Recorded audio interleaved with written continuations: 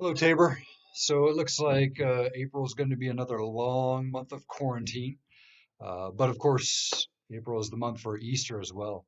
So as we gear up for that, we're going to go ahead and dive back into John 17, which, as you remember, this is Jesus in the upper room having an intimate time of prayer with his disciples before he goes to the cross. And remember that for these men, they're about to go through some very dramatic and life-changing events. Their world is very suddenly going to be flipped on its head. And so Jesus, knowing this, is kind enough to set their mind on the significant work that he has already done in their lives and how that significant work isn't going to fail. It's actually going to produce something very good in them.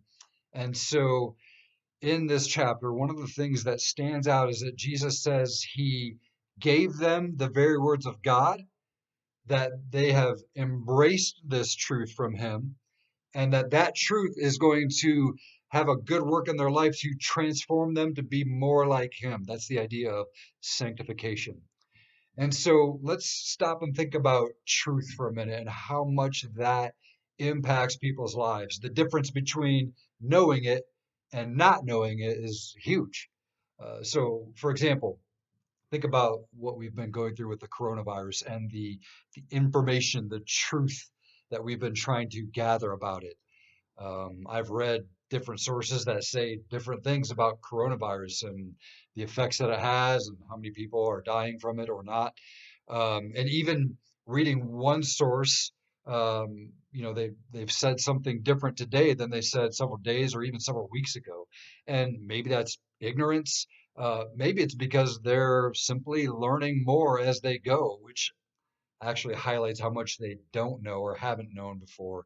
And so trying to find that truth and not knowing it can be extremely unsettling.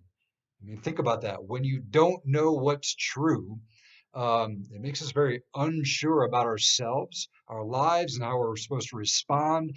And that can begin a descent into doubt and anxiety and even foolish decisions because we lack the compass that is guides us. However, knowing what is true. That is what can set our minds on what matters. That's what can direct our emotions toward what is healthy and good. And it gives our will tracks to run on that keeps us going where it is Jesus wants us to go. And so that's why I think Jesus takes time to highlight not just that he's given them truth, but that they have received that truth.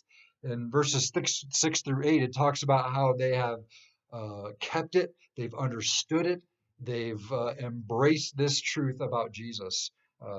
And that's the very reason why they're the ones in the room with him, right? But I think the point is let the truth that you have be solidified and stay solidified in you. That's actually how you handle crazy is by letting that truth solidify your thoughts and your will and your emotions and everything about you. So, let me summarize it by saying this. When you are looking for understanding about what you don't know, that's the very time to lean into what you do know about Jesus.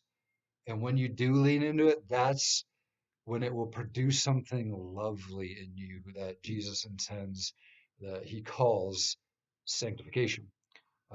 So when you just thinking about this idea of sanctification, when you take a snapshot of what happens next after this prayer, when Jesus is going to the cross in Gethsemane and on Golgotha, and even in Jesus, them hiding in a room after Jesus um, dies on the cross, the snapshot there doesn't look like sanctification.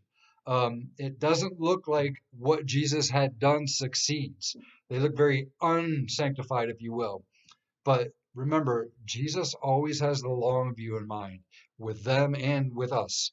And so, yes, every single response does matter, but not any one response will define you. And I think these guys illustrate that well because ultimately, even in their immediate and abject failure, what you see in the long term is that these guys get up off the mat. They do embrace the truth that Jesus has given them, and they do whatever it takes to make his name known in the world, just like he made his name known to them. So, in that sense, they were doing what Jesus had done. They were becoming more and more like him. That's sanctification. So, for every one of you who are followers of Jesus, I would like you to be confident that what Jesus said to them is what he's saying to you. You have the very words of the Father. You have that. And I know that you have embraced it, you've kept it, you've received that truth. And now keep leaning on it. Let that truth keep solidifying in you so that the good work of Jesus can be accomplished in your life. So, um, for whatever we do or don't know about our current circumstances and the coronavirus and its future impact on us and what life's going to look like in April and beyond, I hope that you can be settled by what it is you do know about the Father and that you can delight in your opportunity to be sanctified right now, set apart as one who is with Jesus, being shaped by Him and holding on tightly to Him during this time of quarantine.